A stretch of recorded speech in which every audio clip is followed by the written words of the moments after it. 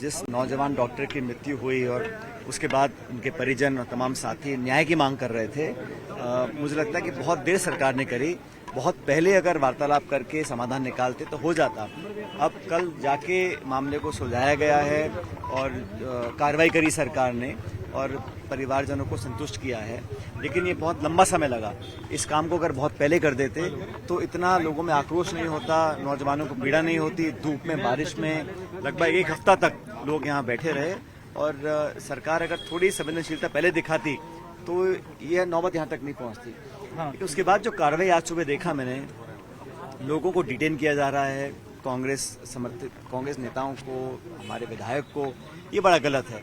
इस प्रकार द्वेषपूर्ण भावना से कोई कार्रवाई नहीं करनी चाहिए। हर जनप्रतिनिधि अगर कोई आंदोलन करता है, धरना करता है, प्रदर्शन करता है तो उसका अधिकार है और लोकतांत्रिक व्यवस्था में हर व्यक्ति को ये संविधान छूट देता है कि अपनी बात को रखे।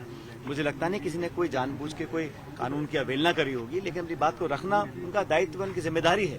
लेकिन पुलिस और प्रशासन, सरकार अगर विपक्ष के लोगों को टारगेट करेंगे तो मैं समझता हूँ इसके अच्छे परिणाम नहीं आएंगे और समझाइश से, संवाद के साथ सब समस्याओं का समाधान हो सकता है। लेकिन द्वेषतापूर्ण कार्रवाई करना, बदले की भावना से लोगों को डिटेन करना, अरेस्ट करना, मुकदमे करना, मैं समझता हूँ बड़ा गलत है और अगर ऐसा सरकार करती है तो उसका पुरजोर विरोध हम लोग करेंगे। सर, एक बड़ी चीज, एक मामला अभी तो वाला मामले में अरेस्ट नहीं हुआ। मैंने कहा ना, ये तो देखिए सरकार कहीं ना कहीं कुछ साबित करना चाहती है कि हमारे खिलाफ जो बात रखेंगे, हमारे खिलाफ जो आवाज उठाएंगे, उस पर हम फिर कार्रवाई करेंगे। प्रशासन, सरकार, पुलिस अपनी ताकत का इस्तेमाल कर कर अगर किसी व्यक्ति की आवाज को दबाना चाहते हैं, मैं उसको बहुत गलत मानता हूँ। ऐसा नहीं होना चाहिए। तब राजस्थान में अगर बात की जाए, आपने भी इनको बुलाया भी, बैठ के बातचीत की, एक गफलत सी हो गई थी कि शायद इनकी भी गिरफ्तारी हुई है, विधायक की भी। जो देखिए, मैंने कहा ना, अभी उदयपुर में एक डॉक्टर के साथ जो दुखद घटना हुई, उससे पहले अभी ये जो हमारे नौजवान साथी की मौत पे लोग धरना प्रदर्शन कर रहे थे,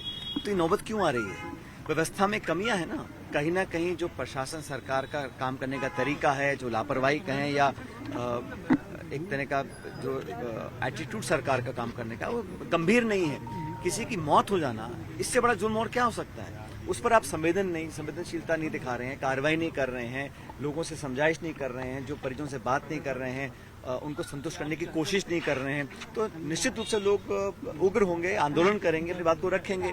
उसके बाद फिर आप बदला निकालने की कार्रवाई करते हो, मैं इसको गलत मानता हूँ। तो मैं चाहता हूँ कि सारे काम शांतिपूर्ण तरीके से होने चाहिए और किसी को भी कानून तोड़ने का अधिकार नहीं है।